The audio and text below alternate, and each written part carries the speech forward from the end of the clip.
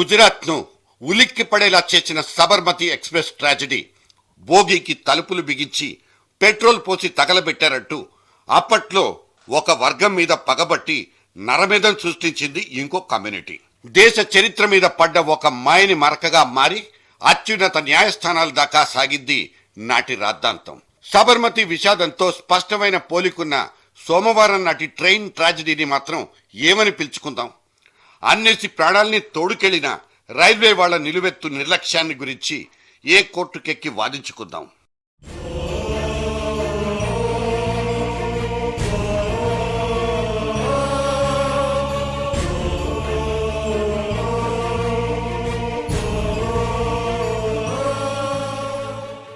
We wish you a happy journey అంటూ ఊదరగొట్టిన ఎర్ర బస్సు వ్యవస్థను నమ్ముకుని సూపర్ లగ్జరీ సర్వీస్ లో ఎక్కినందుకు ముగ్గురంటే ముగ్గురు అమాయకులు తెల్లారేలోగా రిజర్వ్ సీట్లలోనే శవాలై తేలిపోయారు.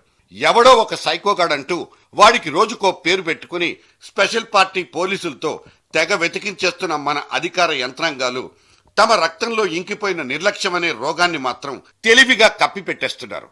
అవును, ఎవరెక్కుతున్నారో ఎక్కడెక్కుతున్నారో తెలియనంత గందరగోళంగా ఆక్యుపెన్సీ పెంచుకోవాలన్న పిచ్చితోనే బస్సుల్ని నడిపేస్తున్న ఆర్టీసీ కంటే సైకో ఎవరన్నది జనం అడుగుతున్న ప్రశ్న. సో బస్సులు, రైళ్లు, విమానాలు వేటికవే మృత్యు శకటాలుగా మారిపోతున్న ఇవాల్టి ఈ దైన్యానికి ఆ నెగ్లిజెన్సీ అనబడే మాయరోగమే కారణమా?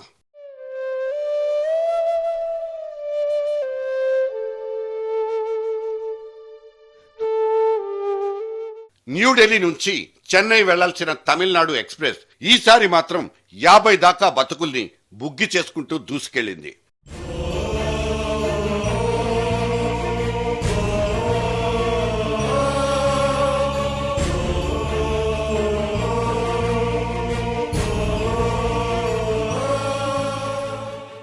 తెల్లారేలోగా క్షేమంగా ఇల్లు చేరుస్తుందన్న భరోసా మీద బెర్త్ కొనుక్కుని పడుకుండిపోయిన ప్యాసింజర్లు ఈ నిశిరాత్రిలో ఇలా శాశ్వత నిద్రలోకి జారుకున్నారు. భోగితో పాటు తాము కూడా బూడిదైపోతున్నామని తెలుసుకునే లోపే చివరి గమ్యాన్ని చేరుకున్నారు వాళ్లంతా. 30 సెకండ్లలో 50 మాంసపు ముద్దలు.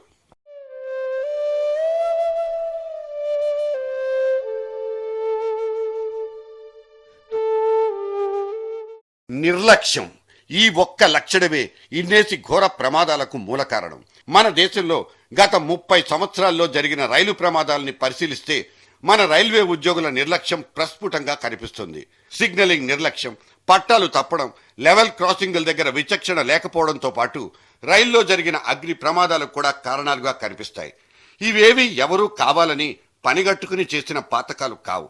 ఎక్కడో ఒక మూల కనిపించే చిన్నపాటి నిర్లక్ష్యమే ఈ ఆర్తనాదాల దాకా దారితీసేది. ఈ ఏడుపులు, పెడబొబ్బలు పునరావృతం కాబోవన్న భరోసా ఎక్కడైనా ఉందా? రోజుకు 3 కోట్ల మంది ప్యాసింజర్లను గమ్యాలకు చేరవేస్తున్న మన రైల్వేల చరిత్ర అంతా ఇంతా కాదు, చాంతాడంతా. 14 లక్షల మంది ఉద్యోగులు, 1,15,000 కిలోమీటర్ల పట్టాలు, 7,500 స్టేషన్లంటూ విర్రవీగడం తప్పిస్తే ప్రమాదాల నియంత్రణలో ఇసుమంత ప్రగతి కూడా చూపించలేని నిర్వీర్యత, నిస్సహాయత మన భారతీయ రైల్వే వ్యవస్థది. కవిత్వం చెప్పుకుంటూ, జోకులు పేల్చుకుంటూ, విరబూసే నవ్వుల మధ్య బడ్జెట్లు ప్రవేశపెట్టుకునే ప్రభుత్వ పెద్దలు సదరు వార్షిక సంవత్సరంలో వాళ్ల రైళ్లు ఎన్నేసి ఘోరాల్ని రుచి చూపించాయి, ఎన్నెన్ని కళేబరాల్ని మోసుకెళ్లాయన్న లెక్కలు మాత్రం చెప్పుకోరు. మొన్నటికి మొన్న మమతమ్మ బినామీ మంత్రి దినేష్ త్రివేది కూడా సేఫ్టీ సేఫ్టీ సేఫ్టీ అంటూ 3 సార్లు అదే పదాన్ని నొక్కి నొక్కి వక్కాణించారు. ఈసారి మన రైల్వే రక్షణ నిధి 2,000 కోట్లట్టు సగర్వంగా ప్రకటించుకున్నారు కూడా. కాకపోతే ఆ నిధులన్నీ శవానికింతంటూ లెక్కగట్టి జమ చేసే ఎక్స్ గ్రేషియాలుగానే ఖర్చయిపోతున్న సంగతి ఆయనకు తెలియకపోయిందా? కేవలం మన రైళ్లు మాత్రమే యాక్సిడెంట్లు చేస్తున్నాయా? చైనా రైళ్లు పట్టాలు తప్పుతాయి. జెట్ స్పీడ్ తో దూసుకెళ్లే జపాన్ రైళ్లు ఢీకొన్న సందర్భాలు ఉన్నాయి. కాకపోతే ప్రమాదాల తరచుదనం, ప్రమాదాల తీవ్రత, ఒక్కో ప్రమాదం నుంచి నేర్చుకునే గుణపాఠాల గురించే ఇక్కడ ప్రస్తావించుకోవాలి. రైళ్లు ఢీకొట్టడాన్ని నివారించే యాంటీ కొలిజన్ డివైజెస్ గత 10 ఏళ్ల నుంచి పేపర్ల మీదే మగ్గిపోతున్నాయి. సిగ్నలింగ్ వ్యవస్థ మాన్యువల్ నుంచి ఎలక్ట్రానిక్ దాకా అభివృద్ధి చెందిన ప్రమాదాల సంఖ్యలో మాత్రం తగ్గుదల ఎందుకు లేదు? లెవెల్ క్రాసింగులు ప్రాణాంతకంగా మారుతున్నాయని ప్రమాద కారణాల్లో ఇది ముఖ్యమైనదని తెలిసినప్పటికీ కాపలానే లేని లెవెల్ క్రాసింగుల్ని ఇంకా ఎందుకు ఉపేక్షిస్తున్నట్లు?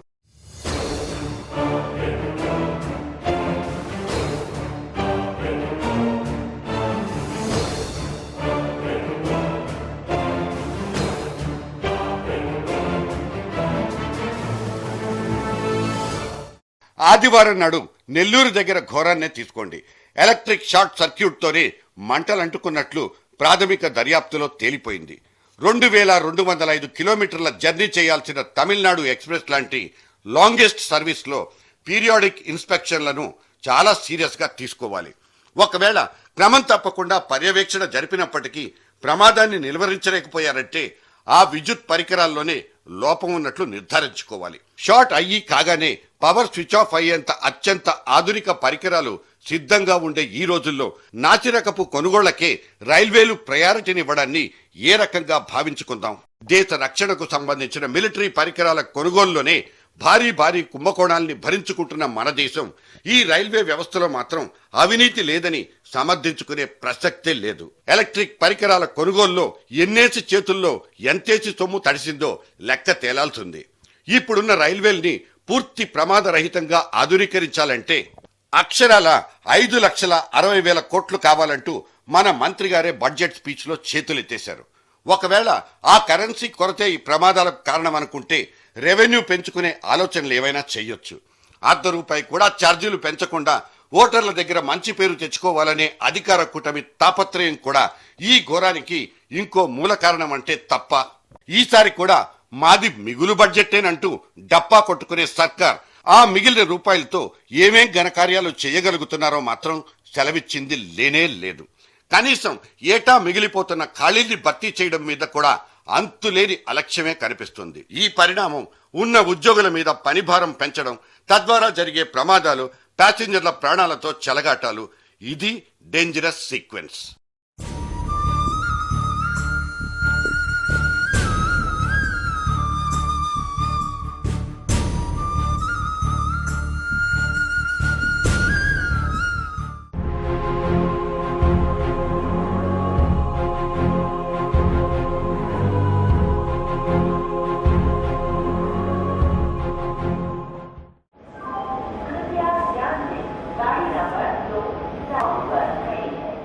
మీ సుఖవంతమైన ప్రయాణానికి మాది భరోసా అంటూ లౌడ్ స్పీకర్లలో తెగ స్లోగన్లు ఇచ్చుకుంటున్న రైల్వే శాఖ టైం ప్రకారం రైలు బండ్లను నడిపిస్తుందో లేదో కానీ ప్రతి 3 నెలలకోసారి టంచనుగా చావు కేకల్ని మాత్రం వినిపిస్తోంది. అనంతపురం జిల్లాలో హంపి ఎక్స్ప్రెస్ మిగిల్చిన రక్తపు మడుగు, కన్నీటి సంద్రం ఈ జాబితాకు చెందిందే.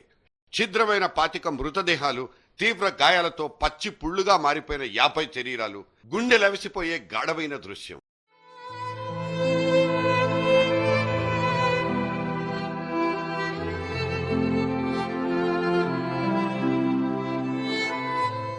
సిగ్నల్ చూసుకోకుండా బండి నడిపాడంటూ చచ్చిపోయిన డ్రైవర్ నిర్లక్ష్యం మీదకి పాపాన్నంతా తోసేసి ప్రాథమిక దర్యాప్తులు చేతులు దులిపేసుకున్నట్లుంది.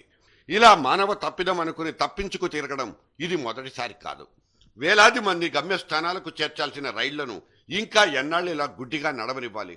బెత్ కన్ఫర్మ్ అయితే చాలు, సుఖంగా క్షేమంగా ఇంటికి చేరుకోవచ్చన్న పూర్తి భరోసా ఎందుకివ్వరు? ఇవాల్టి ప్రమాద ఘటన చూసిన తర్వాత ఇదే సగటు ప్రయాణికుడి ఆవేదన. ఢిల్లీలో కూర్చున్న దీదీలకు, దాదాలకు ఎందుకు వినిపించదు?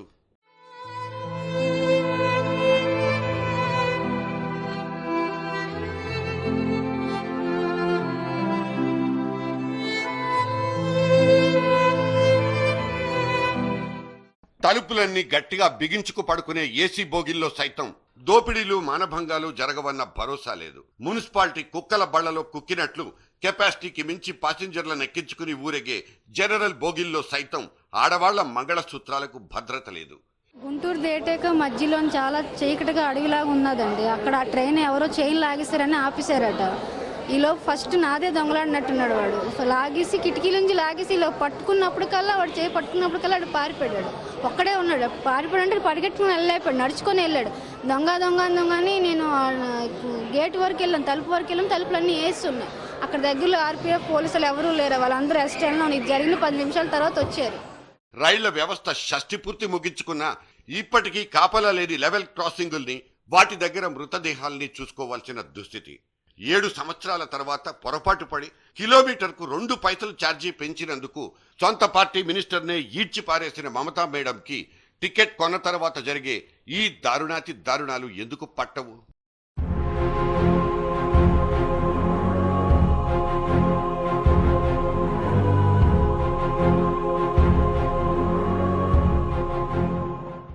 ఇన్ని ప్రాణాల్ని తోడుకెళ్లిన మన అస్తవ్యస్త రైల్వే వ్యవస్థలో నైతిక బాధ్యత గురించి ఎంత తక్కువగా మాట్లాడుకుంటే అంత మంచిది.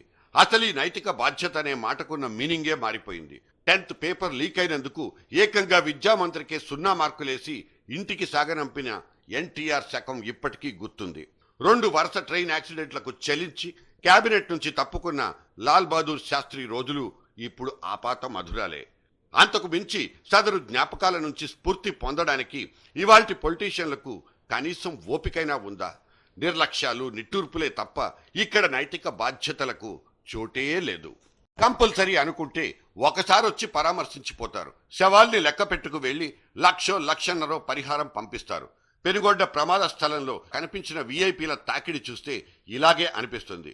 కాలి బూడిదైపోయిన మనుషులు, శకలాల కింద నుంచి తీస్తున్న కొద్దీ బయటపడుతున్న శవాలు, కిటికీల్లో నుంచి కోడిపిల్లల్లా రాలిపడుతున్న చిన్నారుల ఛిద్రమైన దేహాలు, ఏడుపులు, పెడబొబ్బలు, రోదనలు, వేదనలు. ఇంతటి విషాదపు టంచుల్లోనూ పొలిటీషియన్ల పోటీతత్వం తగ్గనైనా లేదు. ప్రోటోకాల్ పొల్లుపోకుండా, మర్యాదలు తగ్గిపోకుండా దగ్గరుండి మరి అధికారులు ప్రమాదాన్ని పొలిటీషియన్ల కళ్లకు కట్టడం ఇంకో విచారించదగిన అంశం. శవరాజకీయాలకు వేదికలు కట్టుకోవడం అనే అసహ్యకరమైన దృశ్యం ఇదే. స్వాతంత్రం వచ్చి రైళ్లను, అవి నడవాల్సిన పట్టాల్ని మన చేతుల్లో పోసి బ్రిటిషోడు పరారైనప్పటి నుంచి మన రైల్వే వ్యవస్థ ఎన్ని వంకర్లు తిరిగిందో లెక్కే లేదు. 60కి పైగా బడ్జెట్లు ప్రవేశపెట్టుకున్న సగటు ప్రయాణికుడి భద్రతకు మాత్రం భరోసా ఎందుకు లేదు? ఉండాల్సిన చిత్తశుద్ధి ఉండాల్సిన చోట లేకపోవడమే దీనికి కారణమనుకోవచ్చా?